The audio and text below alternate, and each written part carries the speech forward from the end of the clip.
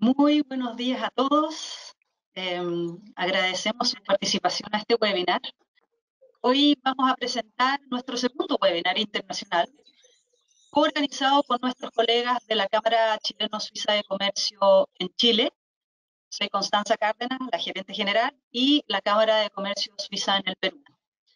Ante la coyuntura actual, mantenemos una estrecha cooperación de cámaras suizas a nivel latinoamericano, presentándose nuevas oportunidades como estos espacios justamente de intercambio e información relevante para nuestros socios y aliados.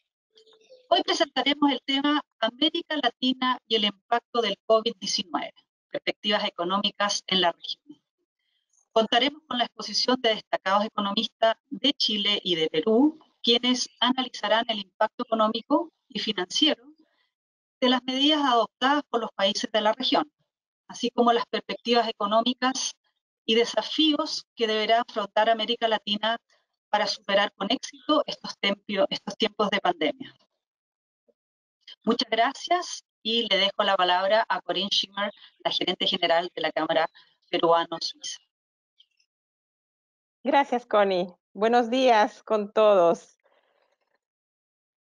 Queremos agradecer a nuestros asociados, aliados y amigos, y a los expositores y a nuestro moderador por su valioso tiempo de acompañarnos esta mañana. Para nuestras cámaras es un gran honor poder compartir este espacio con todos ustedes.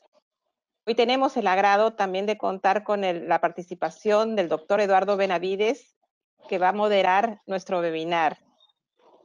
Eduardo Benavides es abogado por la Pontífica Universidad Católica del Perú, estudios de perfeccionamiento en el programa de especialización para ejecutivos del ESAN, posgrado en Economía y Derecho de la Universidad de Heidelberg en Alemania. Ha sido vicepresidente de BASF Peruana y Ejecutivos Internacional del Grupo BASF. Ha formado parte de reconocidas firmas y desde 1999 es socio en Berninson y Benavides Abogados. Es profesor de Derecho Civil en la Maestría de Derecho de la Empresa en la Pontífica Universidad Católica del Perú. Director de la Cámara de Comercio Suiza, peruano-alemana, peruano-británica y expresidente de Eurocámaras Perú. Exdirector de OSAC Perú y del Centro de Arbitraje de AmCham Perú. Director de varias empresas nacionales e internacionales. Gracias, Eduardo. Por favor, the floor is yours. Gracias, Corinne, y gracias, Connie, por esa presentación y felicitaciones por esta excelente iniciativa de las cámaras de comercio suizas en Chile y en Perú. Un placer y un honor, además, poder moderar este diálogo entre dos brillantes economistas. Carlos Oliva es economista por la Universidad del Pacífico en Perú, con un Master of Arts en Economía por la Universidad de Georgetown. Ha sido ministro de Economía entre junio del 2018 y septiembre de 2019. Más de 25 años de ejercicio como economista, incluyendo cargos públicos como viceministro de Hacienda entre 2011 y 2015, director del Banco Central de Reserva entre 2015 y 2016. En el sector privado ha sido economista del Banco Interamericano de Desarrollo entre el año 92 y el año 2000, asesor externo del BID entre el 2000 y 2010 y director de la Maestría de Gestión Pública de la Universidad del Pacífico entre 2015 y 2018. Actualmente es director de la Corporación Financiera de Desarrollo, COFIDE.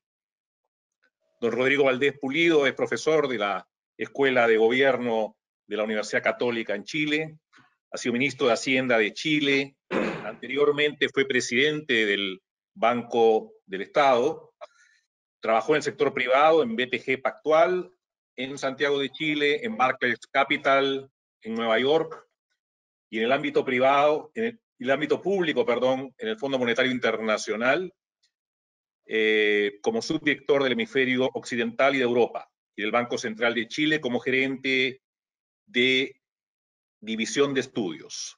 Es ingeniero comercial por la Universidad de Chile con un doctorado en economía en el Instituto de Tecnología de Massachusetts, MIT. La dinámica de nuestro panel va a ser cada uno de los dos expositores tendrá aproximadamente 20 minutos para hacer su presentación y luego pasamos a las preguntas del público asistente. Tenemos una cantidad importante de socios de las cámaras y de público asistente conectado desde Santiago de Chile, desde Lima, Perú, y también desde Suiza. Un saludo a todos los que nos están viendo desde Suiza. Allá ya son buenas tardes. Bonsoir, schönen Abend a todos los que están viéndonos desde Suiza. Los que quieran hacer preguntas, desde ahora pueden a través del chat plantear sus preguntas para nuestros expositores y nosotros las iremos leyendo. Sin más, quiero dejar con la palabra a Carlos Oliva, quien nos va a hacer su presentación sobre las perspectivas de la economía peruana y de la economía regional. Adelante, Carlos. Muchas gracias, Eduardo. Un placer estar con ustedes. Un agradecimiento, por supuesto, a ambas cámaras de comercio. Un saludo también para Rodrigo. Un gusto compartir con él estos minutos. Voy a centrar mi presentación principalmente en el caso de Perú, con alguna referencia a casos regionales y mundiales. Estamos viviendo claramente dos grandes crisis, una por el lado sanitario y otra por el lado económico, ¿no? Son crisis que están muy relacionadas entre sí. Por el lado sanitario, naturalmente hay países que están más impactados por el otro. A veces es un poco difícil hacer algunas comparaciones porque la recolección de los datos no es la misma, no usan la misma metodología. Sin embargo, diversos indicadores indican que en el caso peruano estamos particularmente afectados con esta crisis sanitaria. Tanto cuando uno ve el número de contagios como el número de fallecidos, estamos con las tasas más altas en el mundo. Y esto se debe a una serie de factores que están siendo en estos momentos estudiados.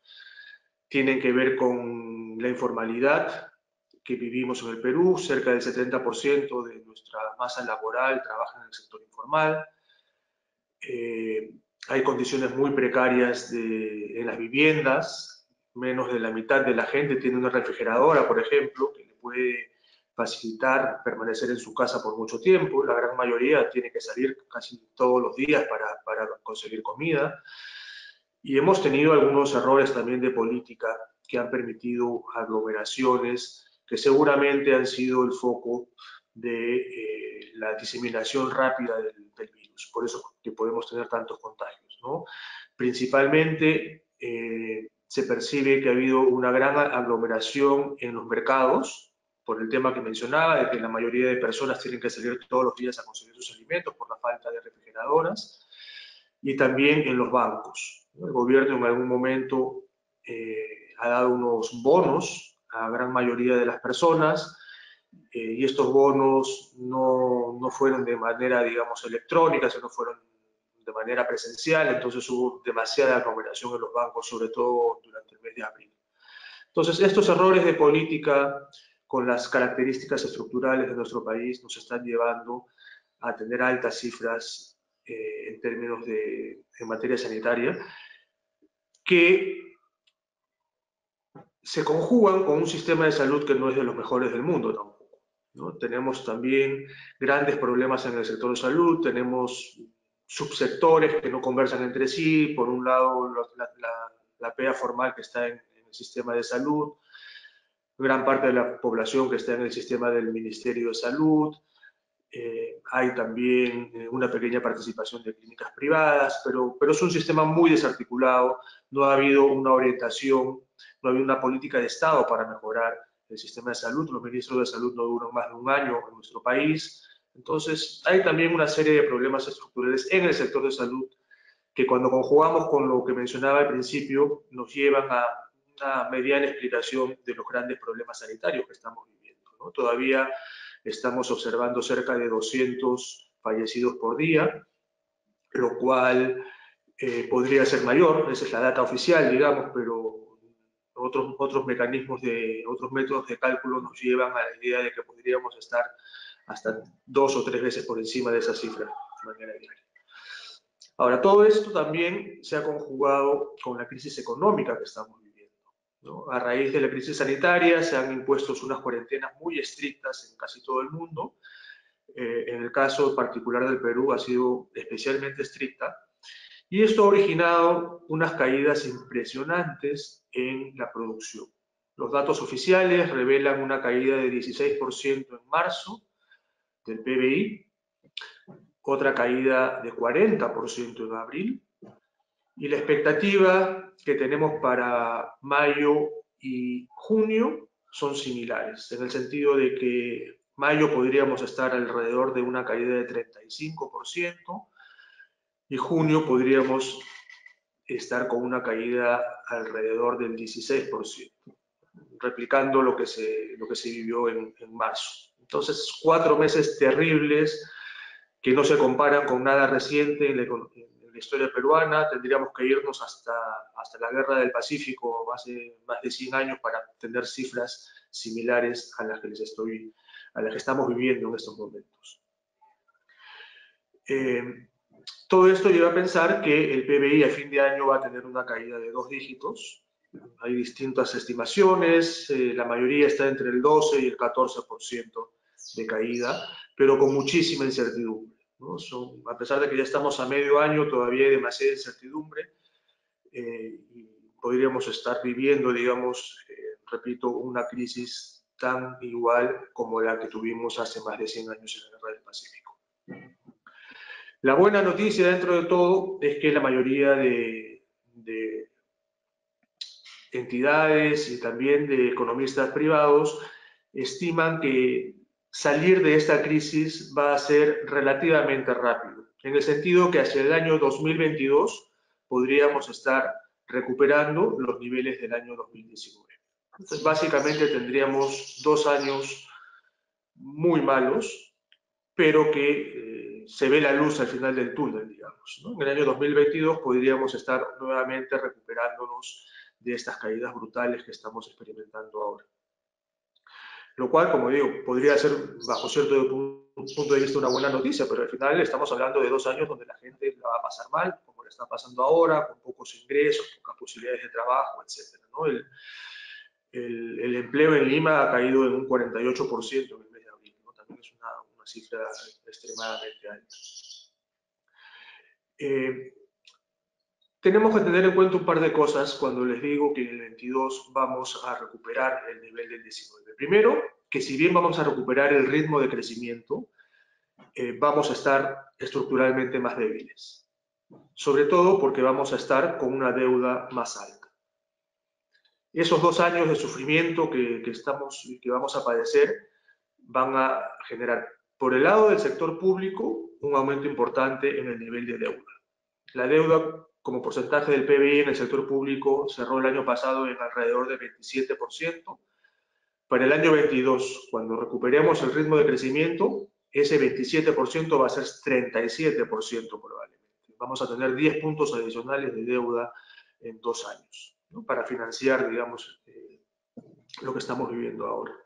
Y lo mismo va a pasar con la gran mayoría de empresas, ¿no? Las empresas poco a poco se van a recuperar, pero estructuralmente también van a estar débiles, ¿no? La gran mayoría de empresas está tomando deuda para poder sobrevivir durante estos meses. Entonces, ese es el primer punto. Vamos a recuperar el crecimiento, pero vamos a estar estructuralmente más débiles.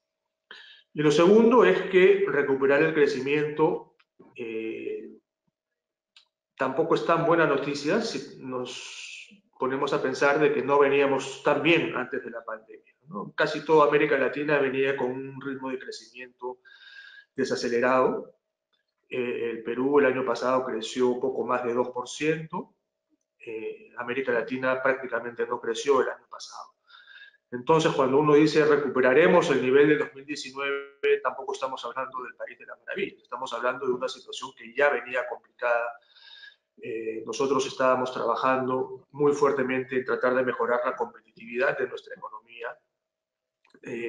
Todavía tenemos unos planes de competitividad, un plan muy agresivo para cerrar la brecha de infraestructura, que es más o menos 50% del PBI en nuestro país, y tratando también de hacer algunas políticas sectoriales para mejorar la competitividad de algunos sectores que son muy productivos pero poco competitivos en el país, como el sector forestal, el sector acuícola, incluso el sector de turismo.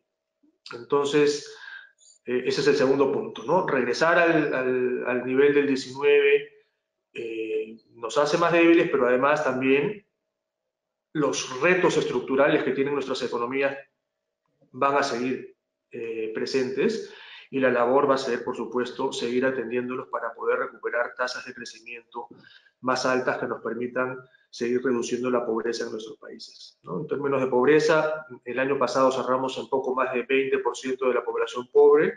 La estimación que se tiene para el próximo año es que podríamos estar bordeando el 30%, ¿no? Entonces va a haber también un golpe muy fuerte por ese lado.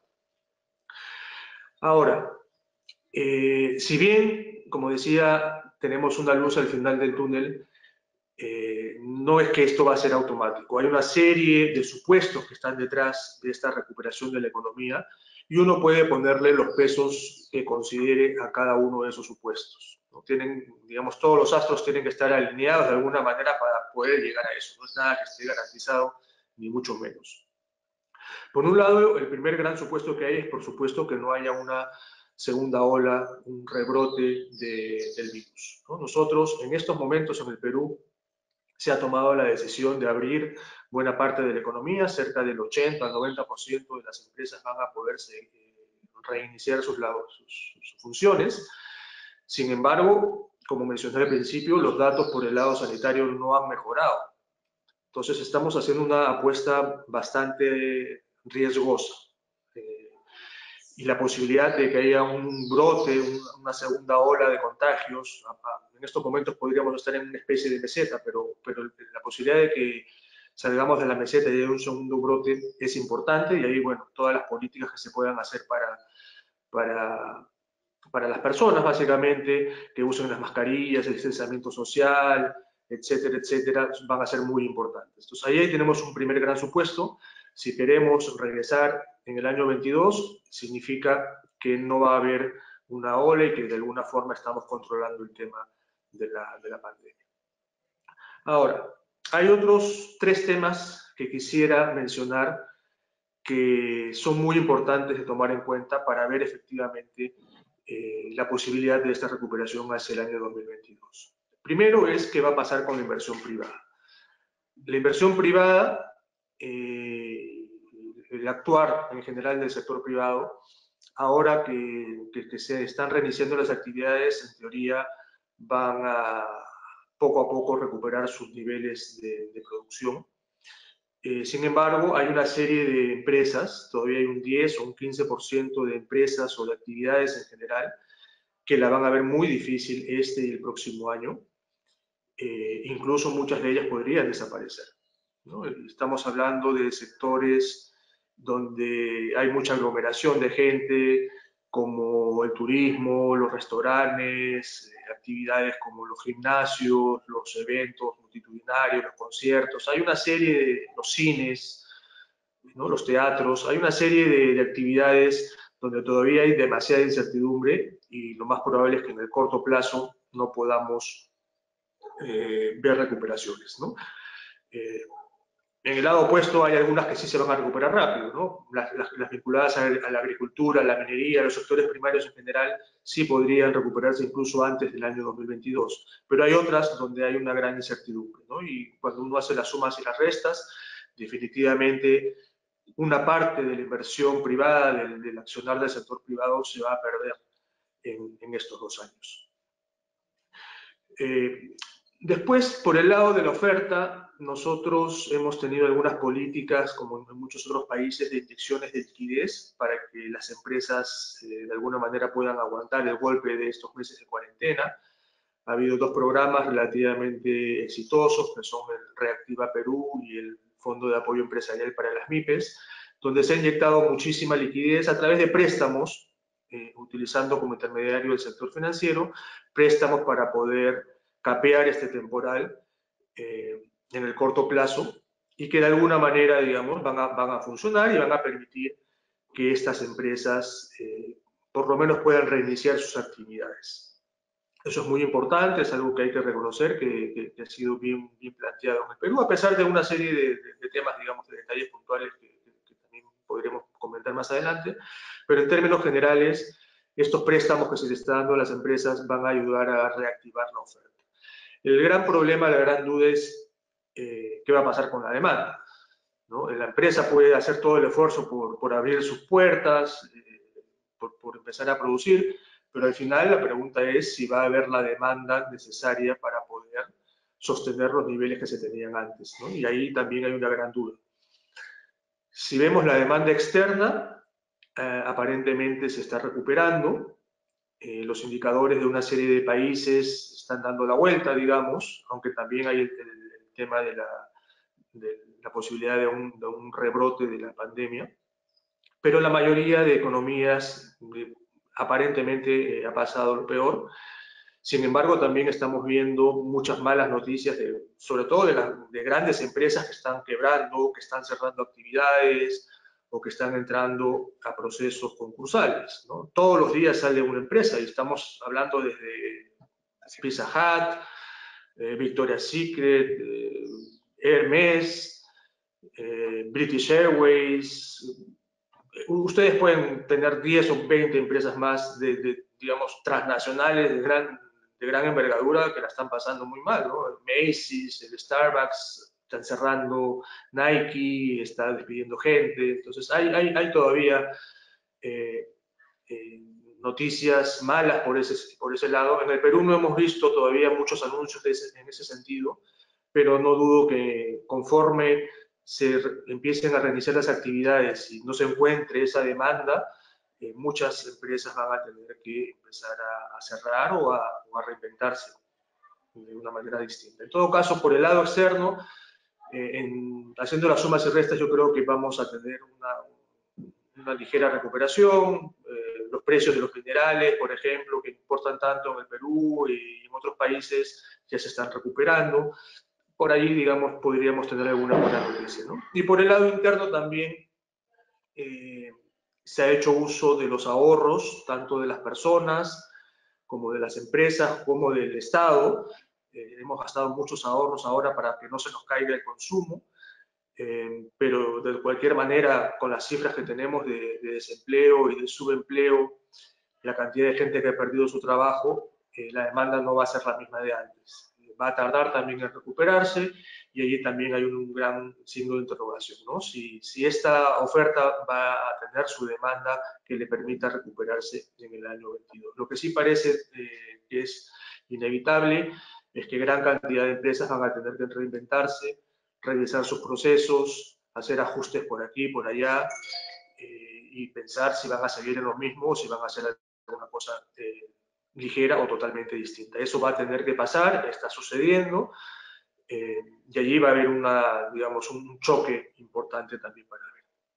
Eso por el lado de la inversión privada. Por el lado de la inversión pública, el gobierno, como en muchos países, también está dando un impulso fiscal. Acá hay un programa que se llama Arranca Perú, donde hay una gran cantidad de dinero involucrado para hacer principalmente obras públicas y programas de mantenimiento de las obras públicas, ¿no? Que es gasto corriente. Allí la idea es muy buena, es necesaria.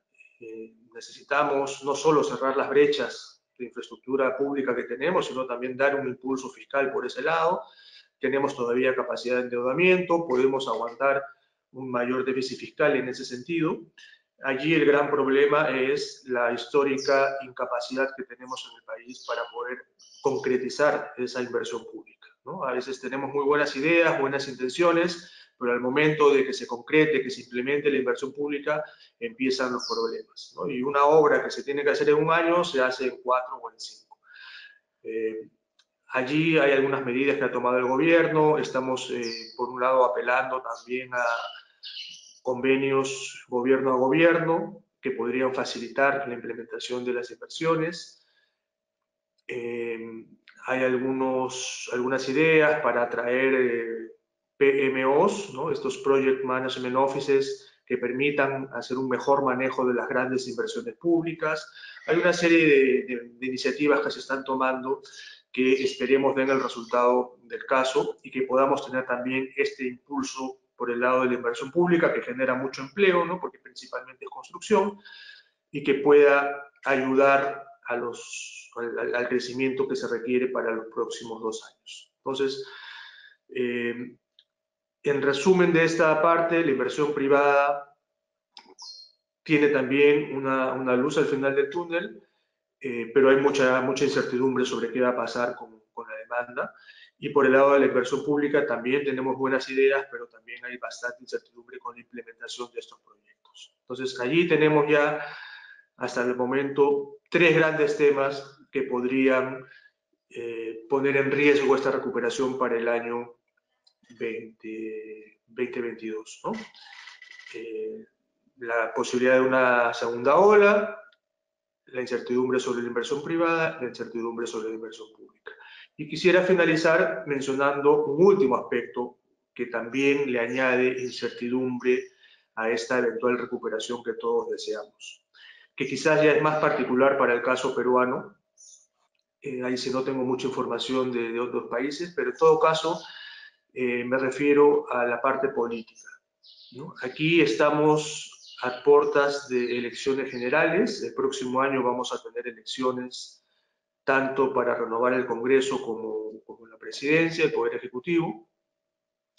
Y eso ya de por sí genera incertidumbre y sobre todo en estas circunstancias también, pues obviamente esa incertidumbre se está presentando. Y traigo a colación este tema porque estamos viendo durante estas semanas y meses de pandemia, estamos viendo muchas medidas populistas de parte del Congreso que van en contra del buen manejo de la economía y de lo que es beneficioso para la sociedad, ¿no? Hay muchos grupos que están aprovechando la crisis para lanzar medidas que son, bajo todo punto de vista, contraproducentes para el futuro del país, medidas que tienen que ver con el sistema de pensiones, con devolución de algunos aportes que se han hecho al fisco durante muchos años.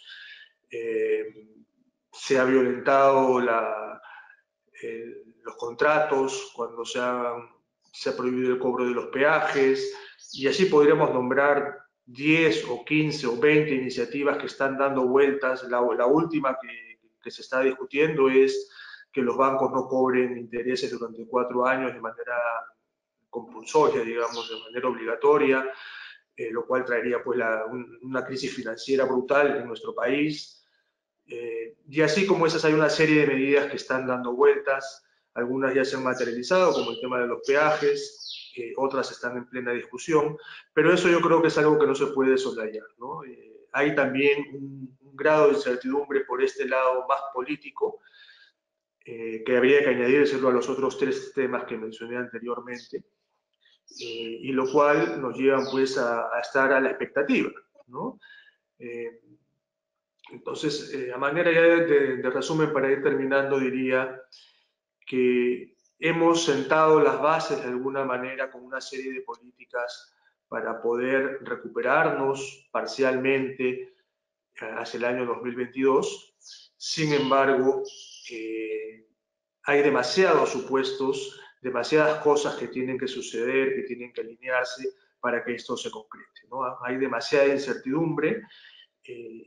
Lo que nos queda pues es estar muy pendientes tanto de la implementación de las políticas del gobierno como de lo que se pueda estar haciendo por el lado político para que esto realmente se concrete, ¿no? La luz está allí, la posibilidad está allí, podemos hacerlo, pero los riesgos no son menores, ¿no? Y eso va a llevar pues un compromiso de toda la sociedad, de políticos, de empresarios, etcétera, de toda la sociedad, para que esto realmente se concrete y podamos superar estos 2 años que han sido, reitero, van a ser los peores en los últimos 100 años en la historia del Perú. Bueno, allí me quedo y quedo pendiente para las preguntas más adelante. Muchas gracias. Gracias Carlos por tu presentación. Antes de darle la palabra a Rodrigo, recordarles nomás a nuestra audiencia de que pueden hacer sus preguntas a través del chat que tienen a la mano. Vamos a, después de las dos presentaciones, a compartir esas preguntas con nuestros expositores. Rodrigo Valdés, adelante con tu presentación sobre las perspectivas económicas en Chile y en la región. Rodrigo, por favor.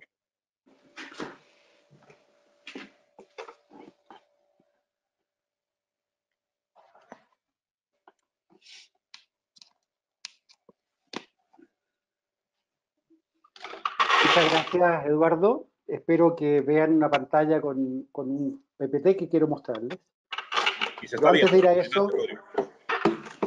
a eso, bueno, un gusto estar con Carlos compartiendo este webinar. Gracias a las cámaras por la invitación, y especialmente a Constanza, ¿no?, que me persiguió y me dijo, tienes que venir a este webinar. Déjenme primero hacer una reflexión bien simple. Es bien interesante cómo Carlos describía lo que está pasando, porque uno podría usar sus palabras con algunos pocos matices. Quizás hay países que tienen problemas un poco distintos, pero se aplicaba casi todo lo que él hablaba a la situación de varios países en la región.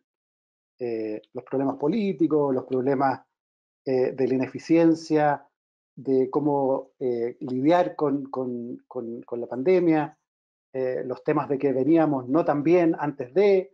Es bien interesante. De hecho, es muy sorpresivo la correlación que existe entre nuestros países. Ustedes se acordarán, por ejemplo, de antes de la crisis del 2009 tuvimos inflación en muchos países al mismo tiempo. Y bueno, tenía que ver con un shock internacional de precios de comida, básicamente. Tuvimos la crisis. Bueno, en fin, ciclos de ingresos por flujos de capitales, ciclos de ingresos por commodities. Al final, creo que se aprende mucho mirando lo que sucede en otros países para entender qué cosas pueden funcionar y qué cosas no. Lo que quiero hacer yo en mi presentación es bien simple. Quiero tocar tres temas. Algunos se van a topar un poco con lo que mencionó Carlos, pero algunos menos. Quiero hablar de lo que está sucediendo en el mundo y Latinoamérica en ese mundo. ¿Qué cosas podemos adelantar respecto de cómo es distinta nuestra recesión? Después quiero hacer una breve reflexión de la macroeconomía del COVID. Cómo está este ciclo es bien distinto a lo que estamos acostumbrados y qué cosas se debieran focalizar las discusiones macro. Creo que en general los países lo están haciendo dentro de la lógica que hay que hacerla, con eficiencias distintas y no muy altas, pero no estamos tan perdidos respecto de la reacción de política. Y por último está el problema sanitario y la economía. Y aquí quiero reflexionar un poco de qué estamos aprendiendo respecto de las cuarentenas, de cómo salir, qué es urgente hacer. Entonces, con ese plan, con estas tres cosas, déjeme partir con el mundo y algo que es conocido, ¿no? El Fondo Monetario acaba de liberar sus proyecciones de junio, que son bastante peores que las que había hecho en abril. El mundo estaría cayendo en torno a 5% este año, con el mundo de países avanzados cayendo más de 8%. Y esto es bastante brutal y profundo si uno lo compara con el 2009. De hecho, estamos todos los países un poco más juntos, como vamos a ver, pero además es una recesión bien profunda. Lo que sí es cierto es que seguimos esperando que la recuperación sea relativamente rápida. Yo diría que hay buenas chances de eso, excepto que vamos a quedar con un nivel de actividad más bajo y no todos los sectores se van a poder recuperar, como decía Carlos. En esta discusión de cómo ponerle una letra a la recuperación o un símbolo, a mí me gusta hablar de la raíz cuadrada como un símbolo de qué nos va a pasar. Vamos a recuperar relativamente rápido, pero vamos a topar un techo también bajo. Bueno, lo que está pasando es bien único. A nivel mundial, la recesión que estamos sufriendo es la peor desde el año 45 y es comparable a la del 14 en realidad. Porque también en el año 30 tuvimos caídas muy brutales, pero si se fijan, las caídas más grandes en el PIB per cápita en el pasado fueron en más de un año. La caída por una vez es casi única ahora, solo comparable con la del 14. Por una vez me refiero en un solo año. Y lo otro que está pasando es que hay una coordinación a nivel internacional que nunca se había visto. El porcentaje de países en recesión este año está casi al 100%, y eso la verdad es que ni siquiera el año 31 había sucedido. Entonces estamos viviendo un periodo muy intenso desde el punto de vista de los resultados económicos. Latinoamérica, lamentablemente, está sufriendo mucho en esto. Si ustedes ven lo que ha sucedido en distintas áreas en términos de su crecimiento, lo que se observa es que se esperaba que Latinoamérica lo hiciera como el mundo en abril de este año, respecto de este año, y la verdad es que las revisiones han sido mucho más profundas y hoy día estamos en la parte peor en términos de crecimiento.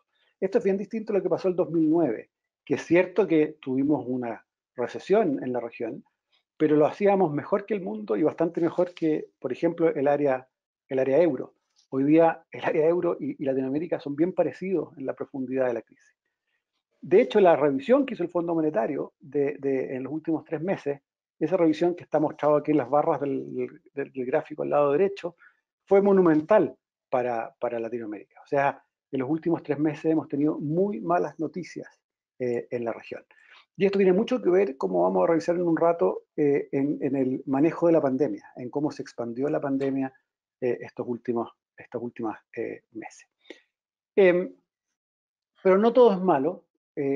Voy a hablar de no da para vaso medio lleno, da para vaso un cuarto lleno, pero es un vaso un cuarto lleno. ¿Qué es lo que ha estado pasando con el crecimiento del comercio internacional? El comercio internacional ha sufrido, sin duda, era esperable que sufriera. Y la verdad es que no tenemos datos tan actualizados, pero por lo menos tienen una correlación con Chile tan fuerte que yo supongo que las exportaciones chilenas son un buen indicador coincidente de lo que está pasando con el comercio mundial. Y la verdad es que el comercio mundial está cayendo fuerte, pero está cayendo bastante menos fuerte que lo que cayó, por ejemplo, en 2009. De hecho, es comparable a lo que pasó en el 2016, que fue un año bien duro en comercio internacional. Probablemente sea peor que el 2016 en los próximos meses, pero esto muestra que hay algunos sectores que no necesitan tanta cercanía física que no han sufrido tanto. Esta es una diferencia bien importante entre Perú, Chile y algunos otros países, ¿no? Chile hasta ahora no ha cerrado la producción, no ha hecho lockdown en industrias grandes, exportadoras, como minería, como el mundo de los salmones, como el mundo de los bosques y la madera y la celulosa, y por lo tanto eso ha permitido mantener ciertos flujos que no son tan dramáticos. Y de hecho esto pasa en el mundo. Si uno ve el precio de los commodities, y por ejemplo el cobre ha resistido bastante bien. Yo hoy día en la mañana estaba en una reunión que les decía, si ustedes hace 6 meses me hubieran preguntado dónde iba a estar el precio del cobre, en un momento en que el mundo cae 5% y nuestros países están cayendo entre 7, 8 y 12%, yo les habría dicho, bueno, en $1.50 con suerte. Y la verdad es que se ha mantenido sobre $2.60, ha sido bien impresionante. Eso ayuda. Esto además junto con lo que ha hecho los bancos centrales de los países principales, sobre todo lo que ha hecho el Fed, ha permitido que, fíjense que el tipo de cambio se ha afirmado bastante en la región. Y de nuevo, si uno hubiera pensado dónde va a estar el tipo de cambio, dónde va a estar el dólar en esta época, conociendo solamente lo que está pasando al PIB, yo habría esperado bastante más depreciación. Pero digamos, ayuda y es el cuarto de vaso lleno. ¿Cómo entender, paso al tema 2, cómo entender la macroeconomía del COVID? Yo creo que esto es importante porque qué hacer durante este periodo también importa en términos de cómo entender el proceso macroeconómico.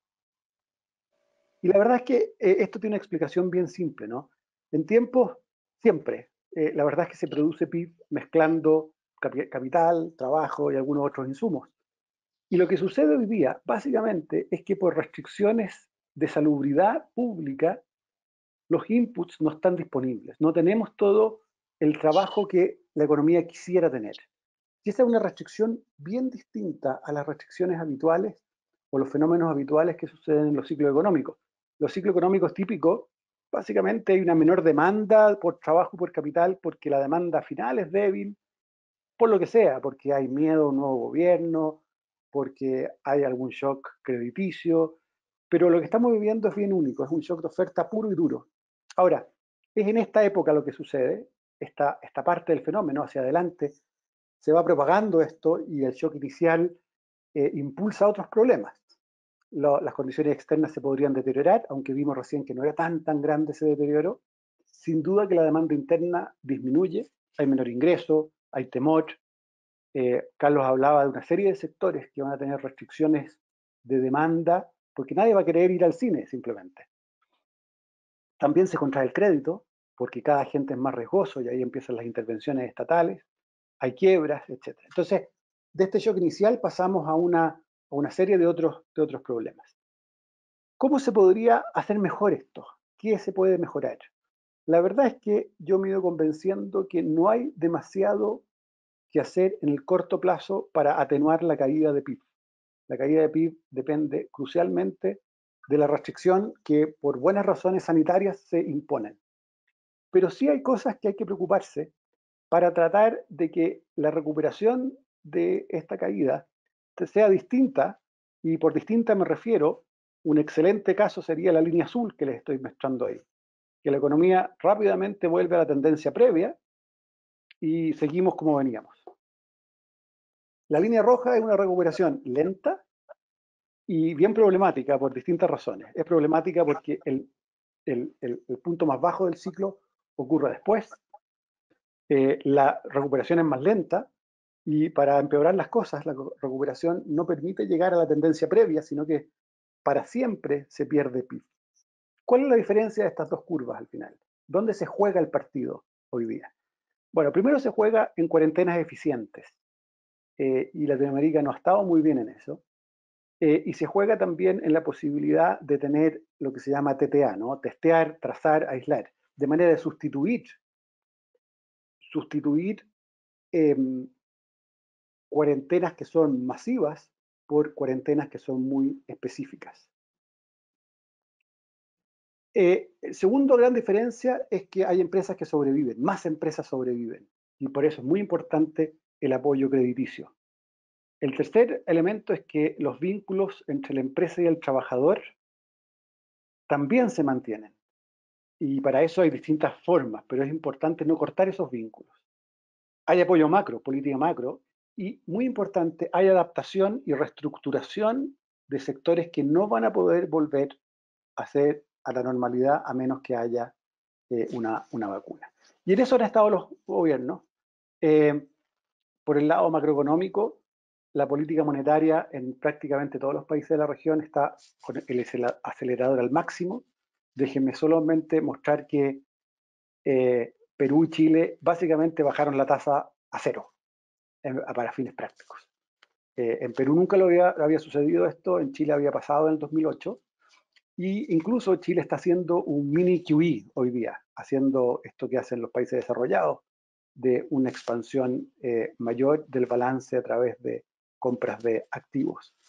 Pero esto también está sucediendo en Brasil, que está en cifra récord, en Colombia, que está haciendo mini QE, y en el fondo toda la región, por suerte, tenía un sistema de metas de inflación bien establecido en estos países. Por cierto, Argentina tiene otras historias, ¿no?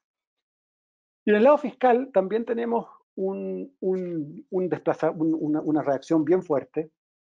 Es interesante ver que Perú y Chile están haciendo paquetes fiscales parecidos del orden de lo que están haciendo los países desarrollados.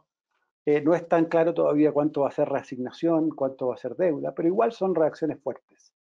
Noto las reacciones tan pequeñas de Colombia y México, solo para mostrar los costos de no tener un acceso pleno a los mercados de capitales internacionales. Colombia y México tienen investment grade, pero no tienen el espacio para poder endeudarse mucho porque perderían el investment grade y eso los restringe. Argentina y Brasil han anunciado paquetes grandes, vamos a ver si los pueden financiar o si son solo reasignaciones. En eso está la región.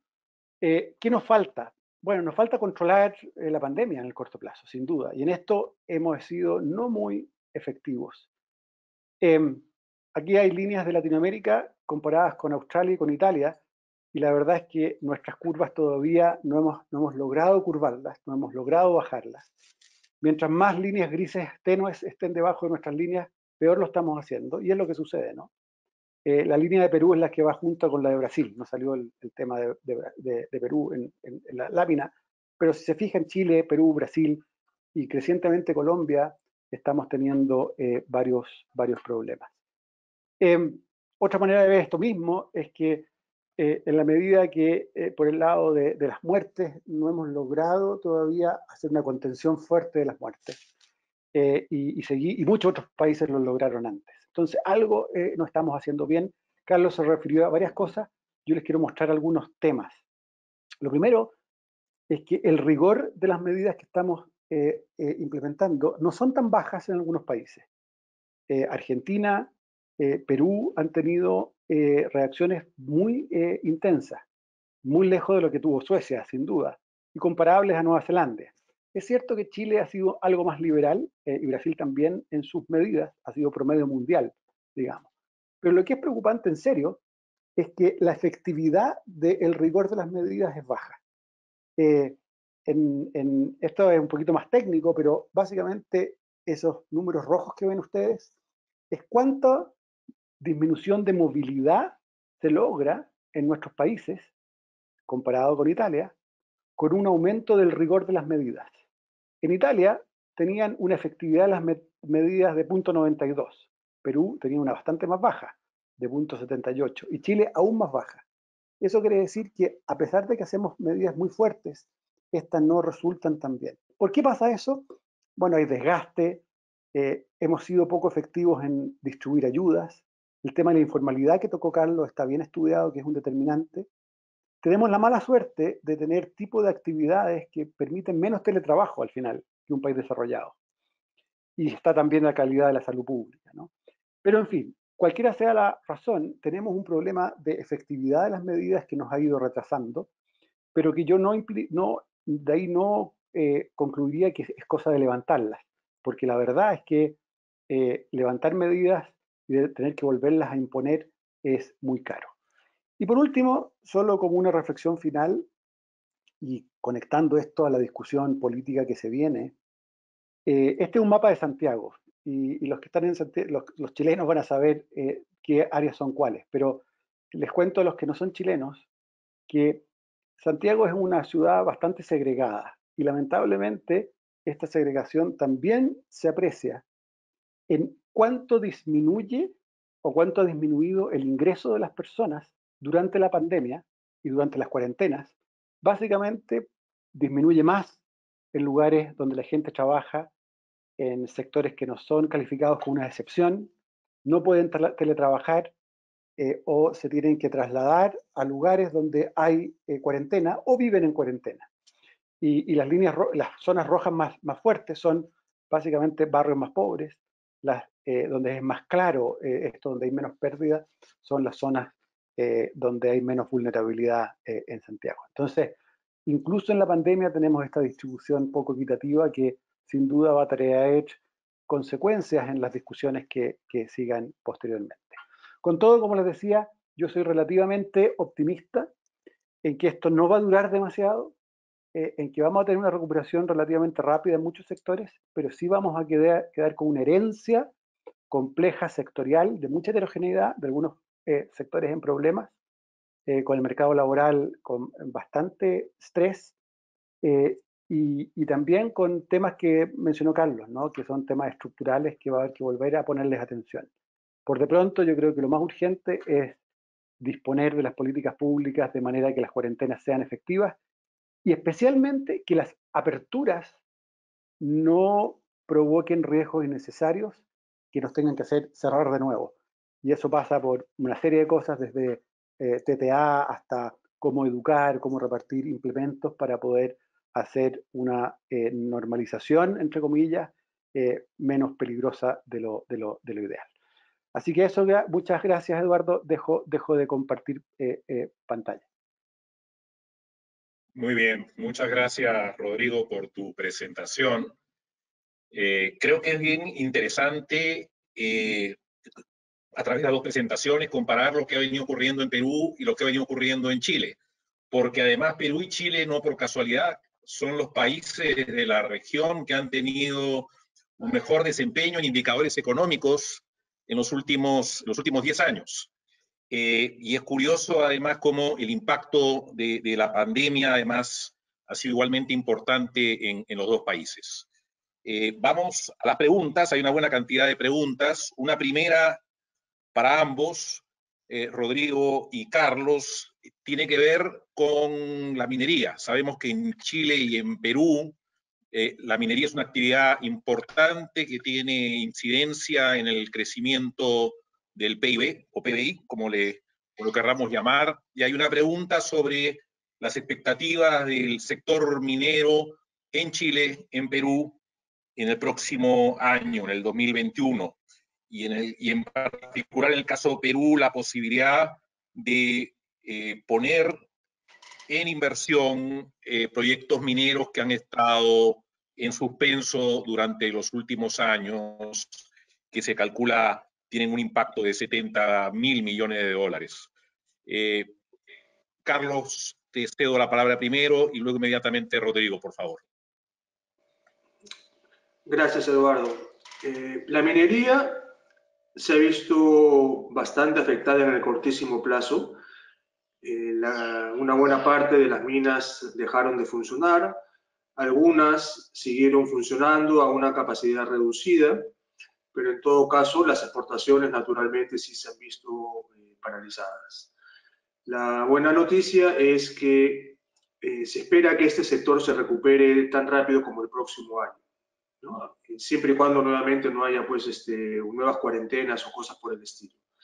Pero la expectativa es que es uno de los sectores que podría recuperarse rápidamente y tan pronto como inicios del 21 o mediados del 21 ya podríamos estar con niveles de producción similares a los del año pasado. Y eso básicamente porque la demanda externa va a seguir.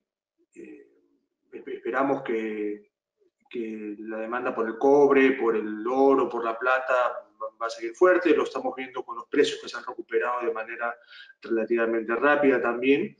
Por ese lado yo no vería mayores problemas, repito, siempre y cuando pues, no hay un rebrote de la pandemia. Pero junto con la agricultura, van a ser sectores que se van a recuperar relativamente rápido. Pero vuelvo a lo que mencionaba al inicio, que eso, regresar a lo del año pasado, no necesariamente es algo, digamos, óptimo. Nosotros, como bien mencionan en la pregunta, tenemos una cartera de proyectos que podrían estar llegando a los 60 o 70 mil millones de dólares. Es tremenda la cartera de proyectos que tenemos, principalmente en cobre. Podríamos acercarnos a la producción chilena de cobre si se concretaran estos proyectos. Son proyectos muy, muy importantes.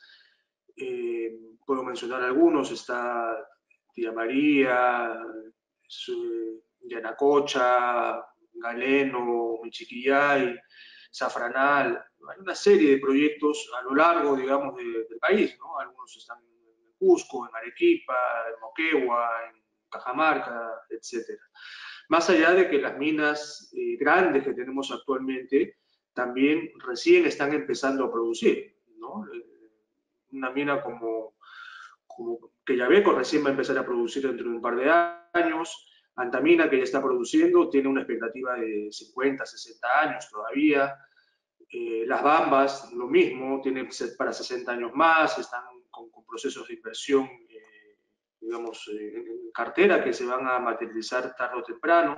Entonces, no solamente estamos hablando de nuevas minas, sino también de minas existentes que están recién empezando a producir. Entonces, el futuro, digamos, por ese lado se ve espectacular. El gran problema es la viabilidad de estos proyectos, ¿no?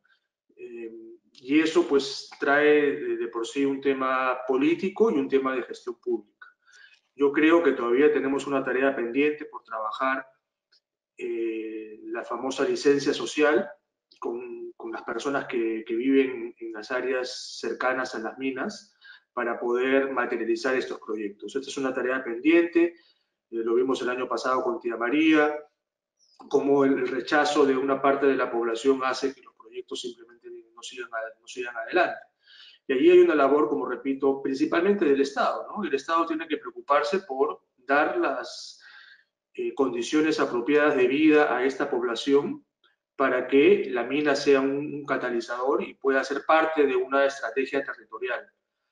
El Estado tiene que preocuparse de dar agua, de dar hospitales, de dar escuelas, una serie de infraestructura básica a estas poblaciones y, como digo, usar los recursos de la mina como un catalizador en una mirada de desarrollo territorial. Sobre esto, recién se está avanzando en el país, hay algunas iniciativas muy importantes, pero mientras no se haga ese trabajo, esta famosa cartera de 60.000 millones es un signo de interrogación, ¿no? Y ahora, dada la coyuntura, dado que tenemos elecciones el próximo año, veo particularmente muy difícil que podamos avanzar mucho en este año que queda hasta que cambie el presidente y ojalá que el próximo presidente de la República con todo su equipo sea capaz de alinear los incentivos para que estos proyectos puedan ver la luz. Esto es, tenemos ahí una gran posibilidad de usar a la minería como catalizador para el desarrollo y yo creo que no deberíamos desperdiciarlo. Gracias, Carlos. Rodrigo, la misma pregunta, ¿cómo ves la minería en Chile en el próximo año? Bueno, nosotros el ciclo de la minería en Chile, la verdad es que está más maduro que en Perú, ¿no? Las grandes inversiones, básicamente hay solo en Codelco en estos momentos, que son más bien de reposición y se han ido trazando un poco por propias decisiones de la empresa y porque son proyectos complejos, que para un aumento. Entonces, lo que uno esperaría hacia el próximo año en Chile es un crecimiento pequeñito de la minería, si es que. De hecho, este año está básicamente plana la minería. Ahora, igual es interesante el caso minero para comparar simplemente el crecimiento de, entiendo, abril, en Perú fue menos 40 en minería y en Chile fue 0. Y eso muestra la intensidad de los lockdowns al final y cómo el efecto es muy, muy grande. Chile hasta ahora ha apostado por no tener cierres en la minería, pero hay cierta tensión en el norte hoy día respecto a si cerrar o no, si se pueden dar contagios en la minería o no, o los contagios más bien se dan en la ciudad. Es un tema en desarrollo. En cualquier caso, para nosotros la minería sigue siendo muy importante, es la mitad de nuestras exportaciones, tiene implicancias fiscales también muy importantes, directas por Codelco e indirectas por los impuestos que paga la minería privada, y por lo tanto va a seguir siendo un sector muy, muy relevante. Tenemos problemas también en términos de permisos, algunos problemas que Carlos mencionaba que se dan en Perú. De nuevo, esta correlación de problemas entre países no deja de sorprender.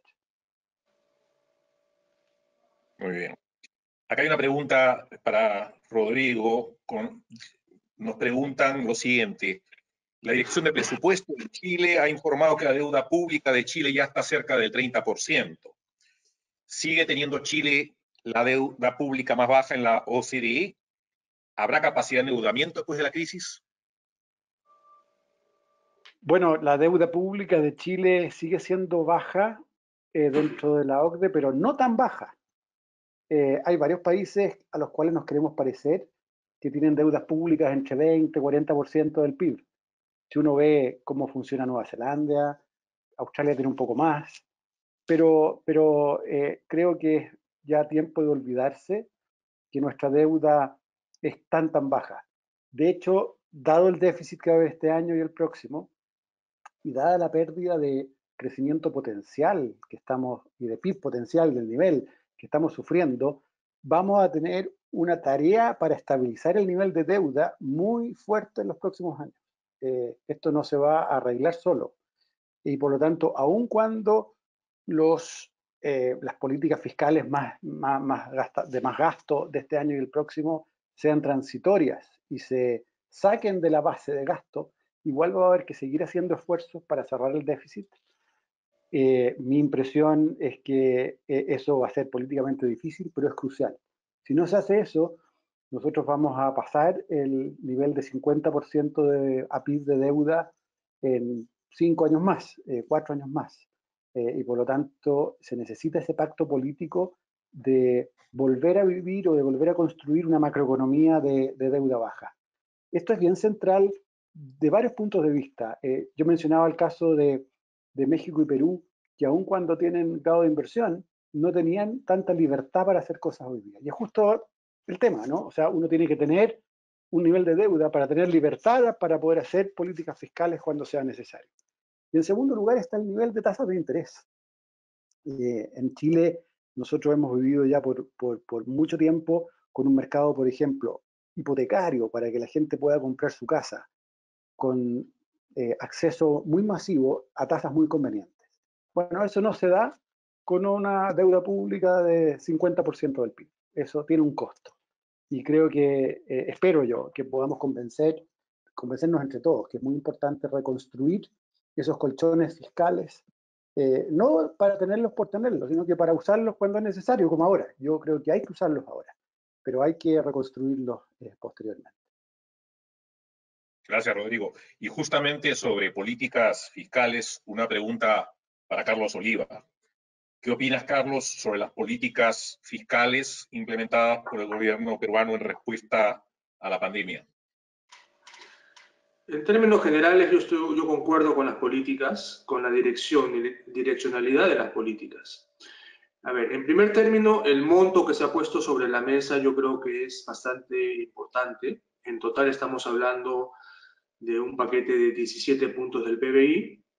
No todo es fiscal, naturalmente, porque hay ahorro privado en el medio, hay medidas de liquidez, pero de cualquier forma se está haciendo un esfuerzo fiscal también para poder redireccionar el gasto y poder, de alguna forma, también aguantar esta crisis. El gran problema que tenemos con la política fiscal es que esas buenas ideas no se concretan de la manera como uno las piensa, por una serie de debilidades que tenemos dentro del sector público, con la inversión pública particularmente, un sistema de contrataciones que ya merece un cambio radical, etc.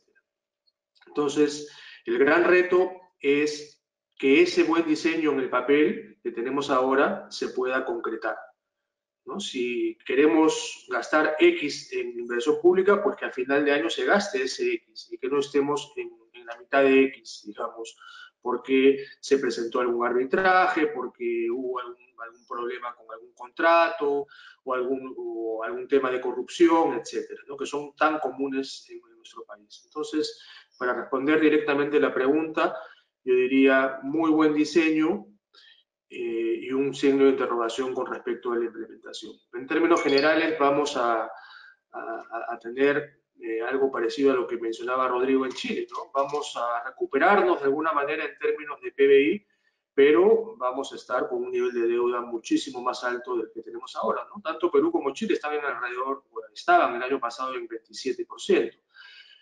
Vamos a ver cómo terminamos para el año 22, ¿no? Yo calculo que vamos a estar cercano al 40%, y eso tiene un efecto sobre la tasa de interés, como bien mencionaba Rodrigo, ¿no? Y ya la situación no va a ser tan buena como la que tuvimos antes. Cada emisión de bonos nos va a costar más. Felizmente hasta ahora nos han, salvo Fitch para moneda local, el resto de calificadoras nos han reiterado la visión que tienen sobre la capacidad de crédito del Perú. Eso es algo bueno. Pero todas ya están diciendo, vamos a ver quién gana las elecciones en el año 21 para ver si repensamos esa calificación que le estamos dando, ¿no? Entonces el tema político también va a jugar un papel muy importante, aunque no se crea, va a tener un papel muy importante en la sostenibilidad fiscal para el futuro. Muy bien. Le preguntan una pregunta para Rodrigo. ¿Cómo ve la proyección del tipo de cambio en Chile para fines de este año y para el próximo? Siempre uno dice, si supiera sería millonario, ¿no? Estaría... pero, no, a ver, yo creo que me cuesta ver el tipo de cambio en Chile en un escenario base en que la economía se recupere, sufriendo más allá de 850. Y me cuesta también ver el tipo de cambio en Chile mucho más apreciado, porque nosotros tenemos todavía el proceso constituyente y eso va a generar ciertas tensiones. Por lo tanto, yo creo que en torno a 800 pesos a fines de este año y alguna otra apreciación parece algo así como un escenario probable, posible, pero también dependemos un poco del dólar en el mundo. Y el dólar en el mundo está particularmente difícil de proyectar. Vamos a depender de la elección norteamericana, vamos a ver cómo cierran el déficit ellos. Las políticas de Trump están dejando un déficit fiscal como que no existía desde la guerra, de la Segunda Guerra, y por lo tanto hay mucho todavía que digerir respecto de lo que le va a suceder al dólar en el mundo en los próximos años. Muy bien. Y una pregunta para los dos. ¿Cómo ven ustedes y cuándo creen que se pueda dar la recuperación de los sectores de gastronomía y retail? Carlos, de repente empieza tú. Sí, bueno, eso también es súper difícil por todos los temas que ya mencioné, los supuestos que están detrás, ¿no? Suponiendo que no hay un rebrote y que la economía empieza a abrirse poco a poco, como lo estamos viendo en estos días, yo igual auguro un año muy difícil para la gastronomía, este año 2020 y probablemente gran parte del 21. Y quizás cuando, digamos, se supere, ojalá, cuando hay una vacuna y todo ello, igual vamos a tener a sectores endeudados, ¿no? Entonces, y no va a haber posibilidad de subir del precio, digamos, para poder compensar de alguna forma esas pérdidas que se han tenido, ¿no? Entonces, van a ser años bastante difíciles, porque aún así se recupere, digamos, y volvamos a un aforo de 90 o 100% de los restaurantes, para ser específico, yo no veo mucha posibilidad de hacer ajustes por el lado de precios, lo cual significa que los márgenes podrían ser los mismos que antes, pero voy a tener una mayor deuda sobre las espaldas. Entonces, la situación no es tan bollante como podría ser, ¿no? Si yo pensaba recuperar, digamos, un restaurante que recién iniciaba mi inversión en 2 años, pues ahora va a tardar 3 o 4, digamos, porque tiene una deuda mucho más alta, ¿no? Y en el caso del retail también, quizás ahí podría ser un poquito más optimista, pero en el corto plazo, por el tema de aforos también, veo difícil una recuperación rápida, salvo que haya mucha innovación por el comercio electrónico, ¿no? Si funcionara bien, digamos, el comercio electrónico, que actualmente no lo está haciendo, estamos viendo acá mucha gente que ha comprado por internet y hasta ahora, digamos, no le llegan sus productos.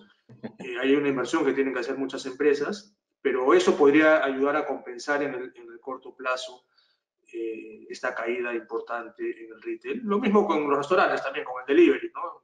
Va a ayudar, digamos, pero nunca van a compensar lo que se tenía antes, ¿no? Entonces yo también para el retail veo un año 2020 muy complicado, una recuperación importante en el 21, pero no va a ser lo mismo que antes. Rodrigo. Yo la verdad es que no tengo mucho que agregar. Estoy completamente de acuerdo con el diagnóstico de Carlos. Quizás la única cosa que uno como economista no sabe cuál es la solución, pero yo confío en que hay innovadores que inventen formas de que esto funcione mejor.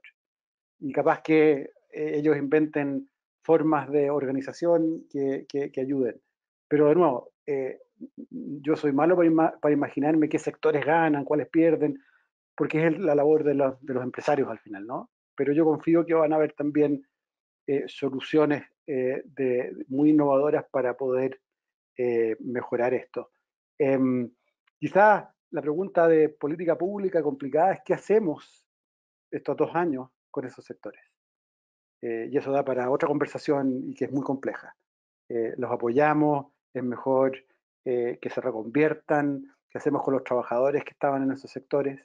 Es una pregunta bien difícil, porque sabemos que en algún plazo esto va a volver, pero sabemos que ese plazo no es un trimestre.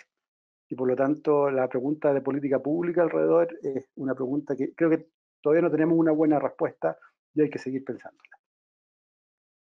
Muy bien.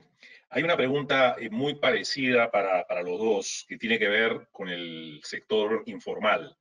En el caso de Perú, Carlos, la pregunta va dirigida a cómo cerrar la brecha entre el sector informal y el formal. En concreto, hay empresas que sienten que la cuarentena ha sido para el sector formal, no para el informal.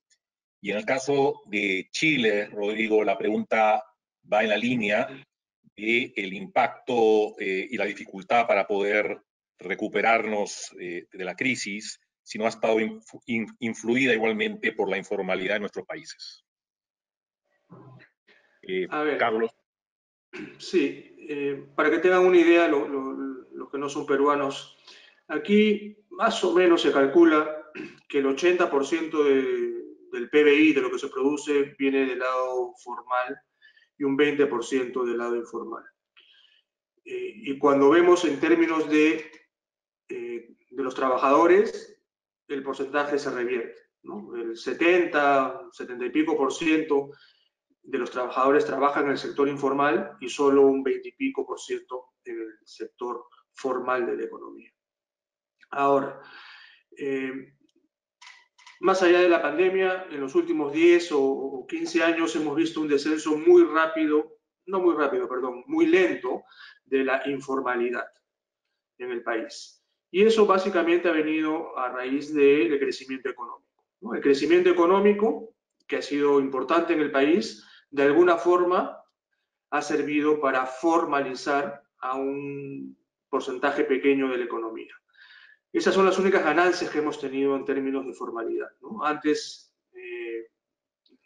digamos, podemos haber ganado unos 10 puntos a raíz del crecimiento económico, pero eso naturalmente tiene su límite, ¿no? Y seguramente ya habíamos llegado al límite. La pregunta es qué hacemos con ese 70% que todavía se queda fuera. Y ahí sí yo creo que hay una labor muy fuerte de la política pública, que tiene que ser una política articulada. No hay balas de plata acá, ¿no? Acá tenemos que ver temas de la legislación laboral, temas de la legislación tributaria y también temas de cómo conectamos a las grandes empresas con las pequeñas empresas, ¿no? El sector agrario, por ejemplo, acá es clara la gran dualidad que existe en el sector agrícola. Tenemos un sector muy formal de agroexportación que está generando muchísimo empleo, que está creciendo a tasas súper importantes en los últimos años, ¿no? Somos los primeros exportadores en una docena de productos, ¿no? De paltas, espárragos, arándanos, etcétera. Pero esa agricultura convive con otra agricultura que es más informal, más rural, donde hay también muchísima gente que está particularmente en la sierra, ¿no? Entonces, esta dualidad que tenemos, debemos ser capaces de romperla con algún tipo de política pública que incida sobre ello directamente, ¿no? Entonces, en resumen, necesitamos articular reformas en el plano laboral, en el plano tributario y sobre todo en este plano de la política pública para poder incorporar de alguna forma a estos sectores informales de poca productividad con sectores más modernos de mucha productividad. Es una tarea complejísima, ¿no? Que no se hace además en el corto plazo. Esto va a implicar seguramente muchos años de mantener una política de Estado en ese sentido. Yo quiero agregar, ahora en Chile tenemos menos informalidad que en Perú, pero también tenemos un sector que debe ser del orden de 1/3 de los trabajadores, que no es que sean informales pensándolos como ilegales, sino que la ley les permite estar fuera de las redes típicas de protección que existen. Entonces no tienen seguro de cesantía, no tienen pensiones, no los obligamos a participar. Y creo que eso ha sido un problema. La evidencia es bastante fuerte entre países, digamos, que países con más informalidad han tenido más contagio al final del día. En parte porque es más difícil llegar con ayuda a estas personas, o son inmediatamente desempleados al no poder trabajar y no tienen ninguna forma de ser ayudados por un tercero. Creo que desde el punto de vista de política pública, además, nos estamos dando cuenta que es un sector que estaba fuera un poco del radar de la política, porque la verdad es que no molestaban tanto, ni eran un problema político, y por lo tanto, ¿qué importaba? pero uno se da cuenta que son sectores muy, al final, que no son parte del desarrollo. Y yo creo que si queremos ser sociedades desarrolladas, tenemos que hacer cosas, como decía Carlos, para de verdad ir formalizando a estos sectores. Ahora, estamos donde estamos, y por lo tanto no vamos a formalizarlos ahora para el problema actual. Y lo que implica que el Estado tiene que ser doblemente ágil e inventivo de cómo llegar con ayudas a estas personas. Porque una de las razones, creo yo, de la ineficiencia de nuestras cuarentenas es que, bueno, hay gente que tiene que salir a trabajar. Y eso sin duda es una gran complicación. Gracias, Rodrigo. Una pregunta final para cada uno de ustedes, y le pido disculpas desde ya a toda la audiencia porque estamos dejando pendiente una gran cantidad de preguntas. Eso es una buena señal del interés que ha despertado este conversatorio. Carlos, la pregunta final para ti es la siguiente. Consecuencia de esta crisis, probablemente va a haber una consolidación importante en algunos sectores, por ejemplo, financiero, manufactura y telecomunicaciones. ¿Cómo impactará esto en la economía peruana? Sí, es difícil, digamos, ser adivino y ver qué cosa podría pasar. Uno podría sospechar que efectivamente algunos sectores se van a consolidar, digamos, las empresas que tengan más espaldas financieras o que puedan haber sobrevivido de una mejor manera a esta crisis podrían empezar a absorber otras que quizás en ese momento tenían mucho potencial, pero que todavía estaban en una fase relativamente débil en términos financieros y de solvencia, ¿no? Eso yo creo que va a suceder. Es difícil saber dónde va a suceder. En el sector financiero, por ejemplo, no anticiparía que pase eso, salvo que se apruebe esta ley que estaba mencionando, que es muy dañina para el sector, ¿no? Pero si eso no sucede, yo creo que el sector financiero va a seguir siendo, bueno, lo concentrado que es ahora, digamos, pero no van a haber mayores sinergias o consolidaciones por ese lado. Donde sí podría haber es en otros sectores como el retail o incluso en el tema de los restaurantes que estábamos hablando, ¿no? Donde hay mucha empresa, digamos, pequeña, mediana, que en su momento tenía futuro, que tiene un mercado, que tiene productos innovadores, pero que lamentablemente se ha quedado sin espaldas y van a tener o que vender o que asociarse, ¿no? Y ahí pues vienen los grandes, digamos, para poder suplir eso, ¿no? Entonces allí sí podríamos ver algún tipo de consolidación que ojalá no se traduzca, si es que sucede, en manejo de precios, digamos, ¿no? Porque ese también siempre es el riesgo que tenemos cuando hay demasiada consolidación, que la labor regulatoria, si es que es un sector regulado del Estado, tendría que potenciarse para evitar abusos, ¿no? Entonces es un equilibrio, digamos, bastante complejo, pero sí, respondiendo directamente, yo creo que en algunos sectores va a haber esa consolidación de todas maneras. Gracias, Carlos. Y para Rodrigo, una pregunta final, en realidad es una pregunta doble. ¿Cómo ve el futuro del sector inmobiliario en Chile? ¿Y qué perspectivas ve de un plan público de reactivación a través de infraestructura? Parto por la segunda, que creo que es más fácil. La infraestructura va a ser parte de los planes, el gobierno está trabajando en eso, pero como mencionaba Carlos, una cosa es anunciar planes de infraestructura y otra cosa es que se materialicen en tiempo, ¿no? Y yo creo que, a ver, tengo hartas dudas de que eso vaya a ser un carro central en la recuperación. Le tengo más fe a temas más de vivienda y de ciudad, que también son infraestructura en cierto sentido, pero las grandes infraestructuras son más complejas siempre. Pero planes de construcción de vivienda y mejoramientos en la ciudad creo que pueden ser mucho más rápidos de desplegar y yo espero que el gobierno lo haga. Y eso me conecta con el mundo inmobiliario. Yo creo que como parte de la recuperación va a ser con vivienda, creo que el mundo inmobiliario se va a beneficiar, en vivienda social especialmente. Creo que el mundo inmobiliario de oficinas está por repensarse un poco. Yo creo que este avance del teletrabajo Creo que va a ser un cambio estructural relevante en el espacio que se va a necesitar.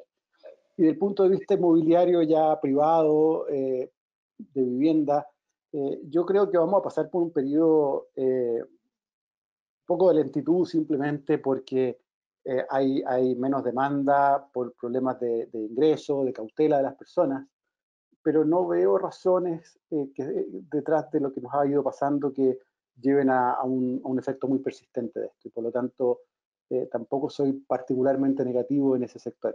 De hecho, la restricción a la construcción directa ha sido bien fuerte en Chile, pero se sabe que levantándose eso, la construcción misma va a poder normalizarse bastante rápido.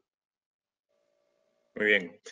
Gracias nuevamente a Rodrigo Valdés, a Carlos Oliva, por sus presentaciones en esta mañana. La verdad es que hemos sacado muchas ideas de ambas presentaciones. Agradecerles también nuevamente a los más de 500 participantes que se han conectado a este evento. Y sin más, darle la palabra a Franco, a Corin y a Connie para las palabras de cierre.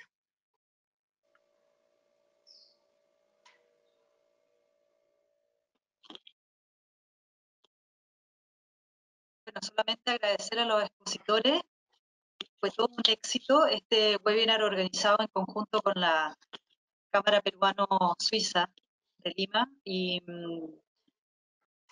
felices de poder seguir este trabajo en conjunto. Corín, ¿estás por ahí? Sí, acá estoy. No te vemos. Sí, yo sí. Acá estamos, acá estoy. Yo sí los veo a todos ustedes. Ya, perfecto. ¿Quieres dar unas últimas palabras, Corín? Sí, quería yo agradecerles realmente, bueno, a ti, Connie, por la excelente colaboración que tenemos siempre entre las cámaras y a los expositores, a Rodrigo, a Carlos, por donarnos su tiempo para una conferencia tan importante como la que acabamos de tener y que hemos tenido tantos asistentes. Muchas preguntas quedaron en el aire, no sé cómo vamos a hacer con eso. Y bueno, y agradecer a Eduardo, pues nuestro director de la Cámara, que siempre pues está presente para apoyarnos. Encantado. Las preguntas, ¿qué vamos a hacer con las preguntas? ¿Las mandaremos o, bueno, quedarán? Sí. No sé. Haremos otro evento, eso, un próximo evento. Les agradezco un montón, de verdad, y que tengan un excelente día. Sí, así es. Muchísimas gracias, que tengan un feliz Muchas gracias por la invitación, muchas gracias por la invitación y que todos a cuidarse. Sí, así es. Gracias, un saludo a todos también, un gusto. Saludos, Rodrigo. Chile, Perú. Igual, Carlos, nos vemos. Saludos. Chao, Gracias. Chao, que Chao, estén muy chao, bien. gracias. Rodrigo, Carlos. Chao. Chao, gracias. Chao, chao. Chao.